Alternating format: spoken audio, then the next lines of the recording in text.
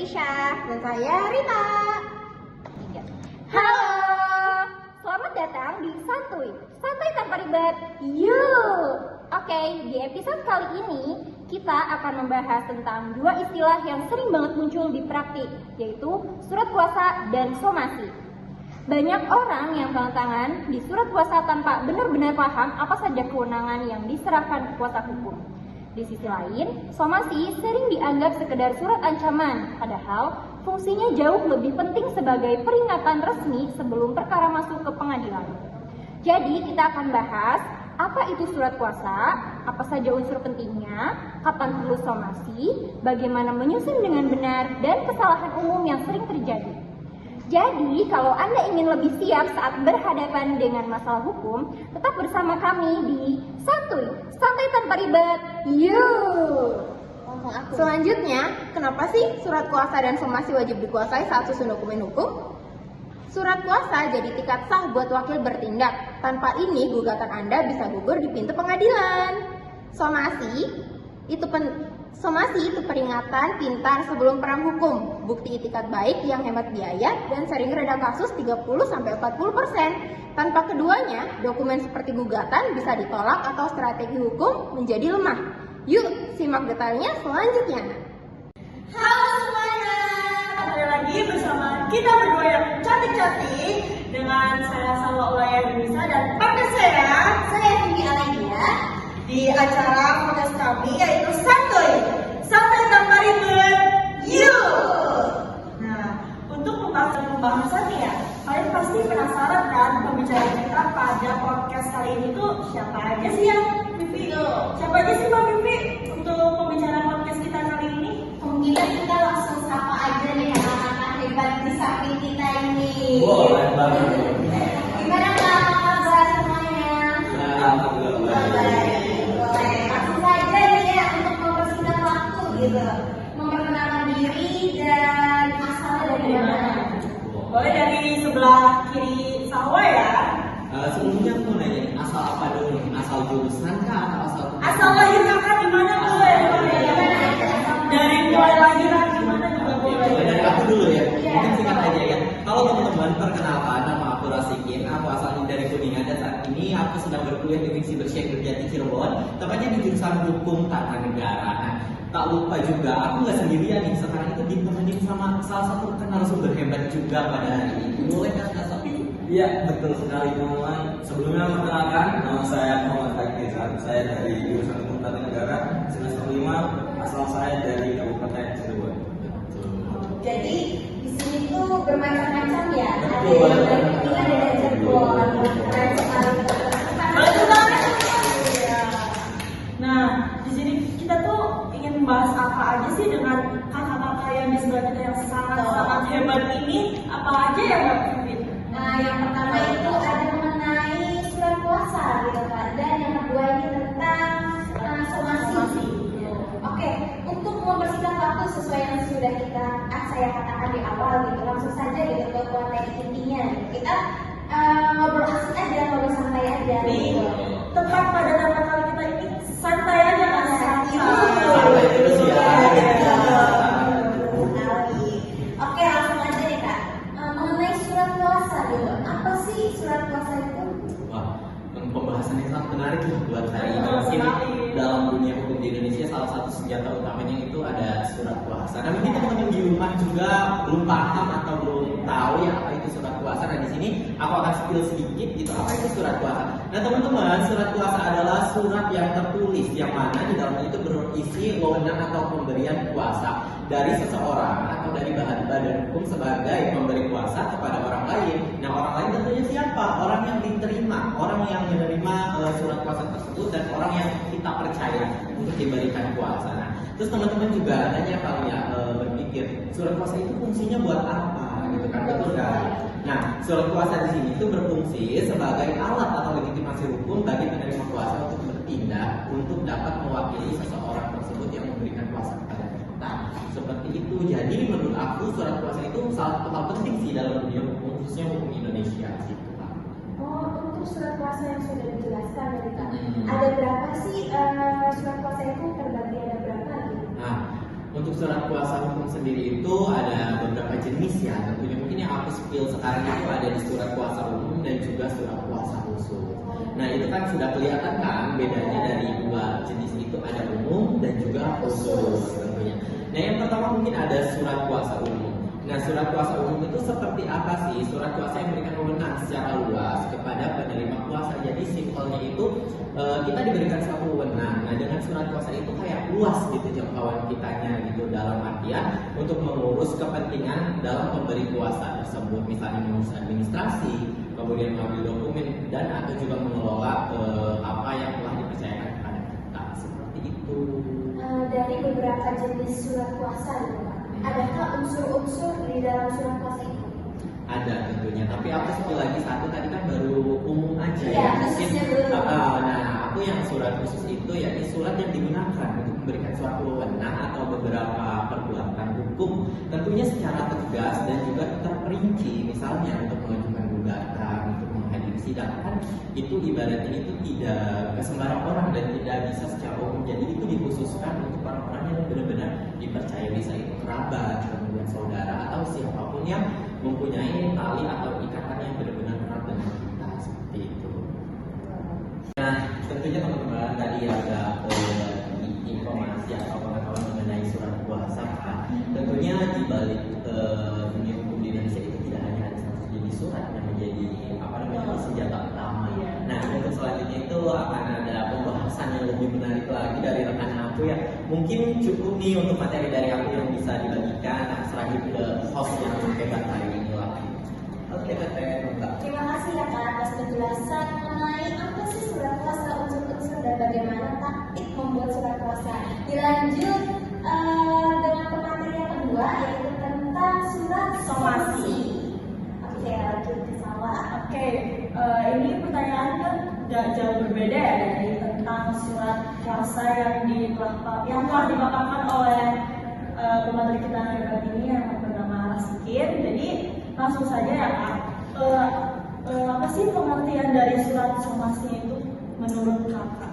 Oke, jadi kalau saya untuk secara umum ya teman-teman, yang namanya surat somasi itu adalah surat teguran kepada pihak terkait, yang mana surat ini biasanya dilayangkan oleh pihak yang dirugikan kepada para pihak yang lain agar yang pertama dapat memenuhi kewajiban hukum atau menghentikan perbuatan hukum tertentu dalam jangka waktu tertentu juga.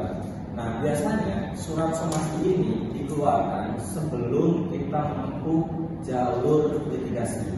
Jadi ibaratnya sebagai teguran gitu ya bagi pihak yang dirugikan kepada para pihak yang memang bersangkutan dengan pihak yang dirugikan tersebut. Seperti itu. Nah, mungkin ada beberapa unsur-unsur nih mengenai surat somasi. Nah, itu apa aja sih? Oke, sebetulnya kalau misalnya untuk surat somasi tersendiri itu strukturnya kurang lebih sama ya, seperti halnya surat-surat yang ada di dunia hukum. Yang pertama tentunya merangkup ada yang namanya judul, yakni judulnya itu adalah surat somasi atau surat teguran gitu ya. Nah, yang mana dalam surat somasi ini tadinya itu bisa diajukan atau dilayangkan oleh para pihak itu tersendiri atau bisa diwakilkan oleh kuasa hukumnya, seperti hal yang tadi ya sudah dijelaskan oleh Pak Asisten gitu kan. Nanti kalau misalnya nanti akan dibuat oleh kuasa hukum, maka nanti akan ada surat kuasa terlebih dahulu, kemudian nanti kuasa hukum bisa membuat surat somasi. Tapi kita sebagai warga masyarakat itu sebetulnya bisa membuat surat somasi secara pribadi tanpa adanya bantuan dari advokat atau kuasa hukum gitu ya. Untuk unsur-unsurnya tadi ya ada yang pertama judul, kemudian yang kedua adalah identitas para pihak.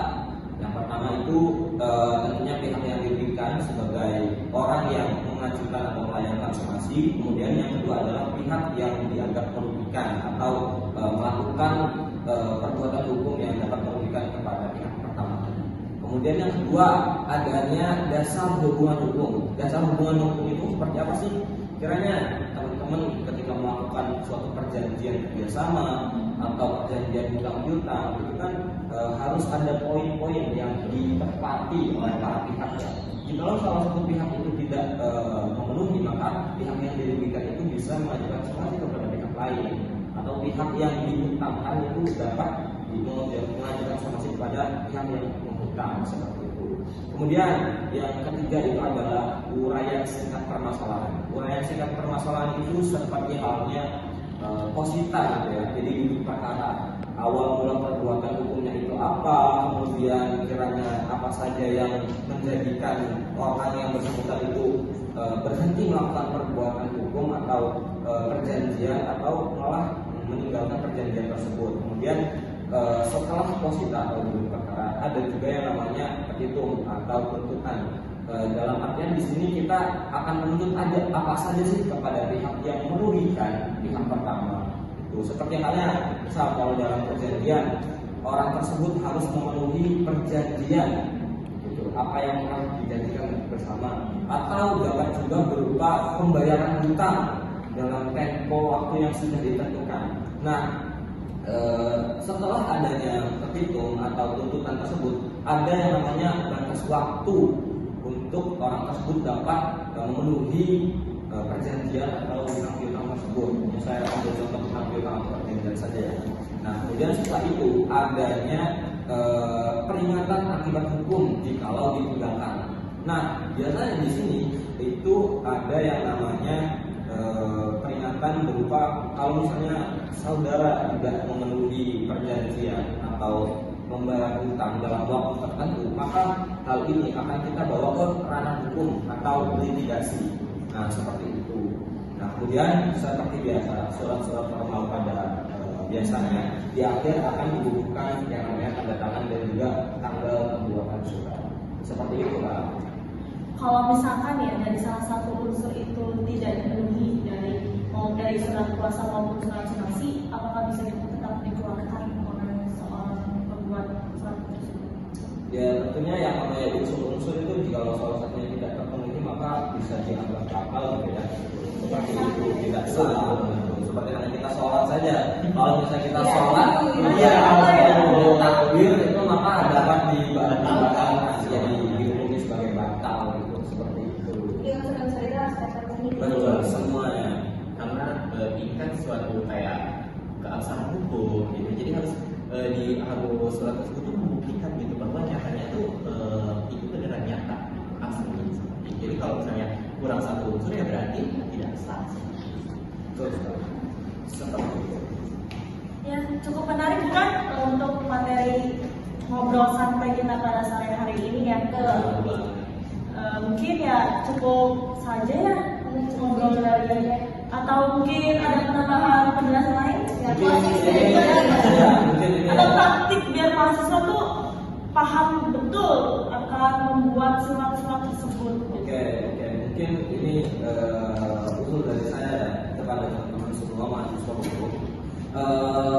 Jelas ya, kita bahwa kita mahasiswa hukum kita harus banyak yang namanya literasi, pengalaman berupa magang atau menjadi bagian dari pos-pos bantuan hukum yang ada di pengadilan, atau kita sebagai paralegal kita dapat mengadvokasi orang-orang yang memang membutuhkan bantuan di antara kita. Kemudian yang pertama juga kita sebagai mahasiswa hukum harus tegas gitu ya, atau jangan tinggal ya namanya logika. Oh, kira sholat itu wajib kalau ini. Betul teman-teman. Nah mungkin itu ya tips-tips dari KPI, mungkin dari aku mah tipsnya sebagai dari hukum kan orang berasumsinya pusing jadi hukum, tapi pada nyatanya dinikmati aja, enjoy aja karena memang seperti itu untuk belajar hukum. Karena teman-teman kalau belajar hukum dibikin pusing ya otomatis gak bakal bisa, iya pusing sendiri. Ya mungkin dari aku sih cukup sih, nah gitu. Dicukupkan saja ya karena penonton semuanya ini tuh sudah bosan mungkin. Tapi sepertinya penonton gak akan pernah bosan sama ngobrol santai kita buat selanjutnya gitu ya. Kayaknya butuh part selanjutnya. Harus wajib ada part 2-nya. Jangan lupa ikutin kita terus.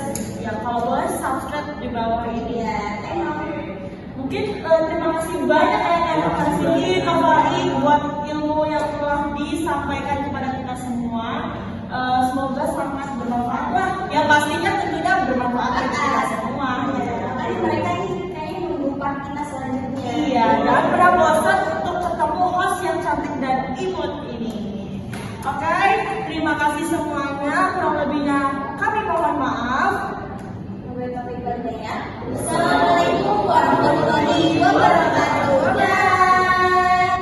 Oke, setelah kita mendengarkan beberapa materi dari pemateri kita hebat pada sore hari ini, yaitu tentang surat puasa dan surat somasi. Nah, sampailah kita di penghujung podcast kita sore ini, yaitu kita bolehlah kenalan dulu ya sama kakak-kakak ganteng dan cantik di depan ini ya.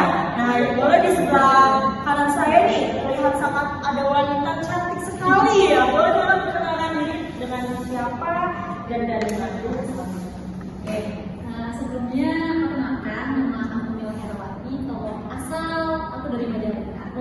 Jauh sekali tadi ada yang Kuningan, Cirebon, Majalengka, kita Ciayu Majemukuni mungkin ada di sini semua ya teman-teman.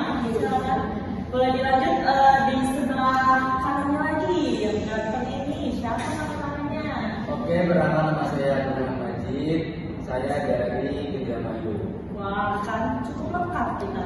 Nah, untuk yang terakhir boleh nih yang paling ganteng dan manis, boleh tanya siapa namanya? Ya, halo. Nama saya Alvin bin Pangestu. Saya berasal dari Kota Cirebon. Nah, kan apa yang sudah aku katakan tuh di sini berbagai wilayah tuh ada dari Cirebon, Indramayu, Majalengka, Kuningan, semuanya ada ya di podcast kita sore ini. Nah, di sini aku nggak mau lama-lama ya untuk mempersingkat waktu. Nah, untuk yang pertama itu apa sih tantangan kalian dalam proses pembelajaran selama kalian di dunia hukum ini? Mungkin lebih tepatnya dalam kuliah hidrografi. Ya, Ya, jadi selama saya belajar dari materi hidrografi atau kuliah hidrografi itu saya jadi lebih tahu gitu, bagaimana cara kita menyusun surat dan bagaimana cara kita lebih teliti dalam melihat undang-undang. Yang sebelumnya itu saya kira itu bahwa menyusun undang-undang atau menyusun surat itu hanyalah gampang gitu, tinggal ketik saja. Tapi setelah saya belajar dari hidrografi itu kita menjadi lebih tahu gitu. Jadi kita harus lebih teliti gitu Pak, lebih teliti dan juga kita tuh mendapat hal baru. Dimana kayak sebenarnya baru gitu kan, dan juga kita juga bisa melihat gitu bahwa suratnya ini ada yang khusus kan dari yang dikasih materi, ada yang khusus ada yang umum gitu ya. Seperti itu. Dan juga setelah kita belajar dari hidrografi ini kan, pokoknya kan hidrografi kan suratnya dan juga tentang peraturan-peraturannya. Jadi peraturan itu kan cukup luas dan juga kita harus melihatnya dalam menyusun surat itu harus teliti dan juga tidak boleh salah. Jika kita salah dalam menyusun surat atau dalam menulis surat, itu kita menjadi artinya itu beda. Yang seharusnya artinya A menjadi artinya B. Seperti itu. Nah, mungkin setelah kita mengetahui ya berbagai hal tentang dunia hukum ini dan salah satunya itu menulis surat kuasa seluruh hukum maupun somasi. Nah, ada nggak sih kira-kira nih tantangan yang sulit sekali yang dihadapi sama kalian ya tentang menulis surat dokumen? Oke, mungkin untuk hal yang paling menantang gitu ya dalam menyusun dokumen hukum itu seperti yang tadi sudah dikatakan oleh teman saya, memang itu ada di dalam ketelitian.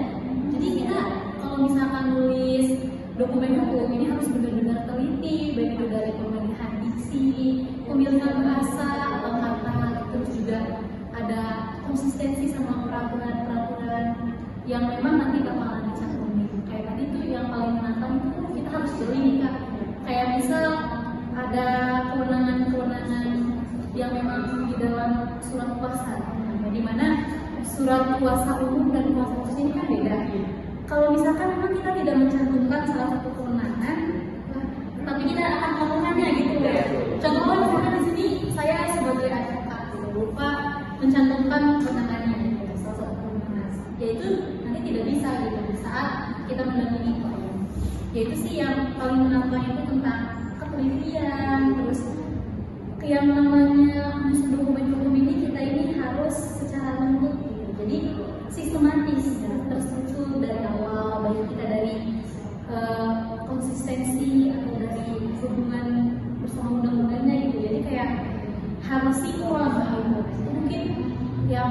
paling menantang sih selain dari pemilihan kata-kata dan pokoknya kita harus jeli dalam kewenangannya. Apalagi kita sebagai advokat ya, advokat itu kan senjata utamanya ada di surat kuasa nih. Nah itu makanya kita harus menguasai gitu. Jadi ya menantang gitu untuk melihat peluang-peluang ke depan juga ingin menjadi advokat ya harus menguasai satu itu di surat kuasa. Mungkin seperti itu. Nah, kan sudah ya soal penangkapan, terus bagaimana proses pembelajaran. Nah, tinggal kita bagaimana nih harapan kalian atau harapan kakak-kakak ini ketika menjadi seorang praktisi hukum di masa depan nanti. Berhubungan kita udah mulai menyusun skripsi ya, kelima ya semuanya ya. Jadi sebentar lagi nih kita akan mencapai puncaknya dan semoga saja bisa menjadi seorang praktisi hukum. Amin. Ya, bersemangat ya, Pak. Nah, apa sih harapannya? Untuk harapannya sebagai calon praktisi hukum ya adalah menegakkan hukum secara adil, jujur dan profesional. Nah, serta melindungi hak masyarakat demi terwujudnya suatu keadilan dan kepastian hukum di Indonesia. Mungkin seperti itu. Itu seperti itu ya. Semoga aja kita bisa lulus tepat waktu ya. Saya juga kan, saya sebayang nih sama kakak-kakaknya. Iya. Nah, kita ada posisi itu enggak? Maksudnya kita ada posisi itu kak di podcast kita tuh ada jargon gitu. Apa nih jargonnya? Jargonnya ya, yaitu santuy. Santai tanpa ribet, you gitu ya. Ribet, you. Apa sih kalau saya ngomong santuy tanpa ribet kalian you gitu ya. Oke, sebelum itu ada closing statement nggak nih dari kakak-kakaknya? Boleh kesimpulannya atau apanya? Mungkin kalau dari aku, jika kalian ingin menjadi seorang praktisi hukum, kuasai legal drafting karena di situ banyak banget skill-skill yang bisa kita upgrade kalau misalkan kita menjadi praktisi hukum. Itu di situ ilmunya dan Iya. Jadi kita harus memahami apa itu legal drafting ya. Itu sangat penting sekali ya. Nah, Kak, kita jangan lupa ya. Aku tes nombak dulu nih, ya. Coba ya. Santai tanpa ribet. You. Oke. Kita terakhir sekarang ya, Kak. Oke. Santai tanpa ribet. You. Terima kasih ya kakak-kakak semuanya. Semoga harapan-harapan yang telah disebutkan oleh kalian itu kabulkan semuanya. Amin. Mungkin cukup sekian dari saya. Kurang lebihnya mohon maaf. Wassalamualaikum warahmatullahi wabarakatuh. Bye bye. Perkenalkan, saya Gilang Rahmadani sebagai editor dan juga kameramen.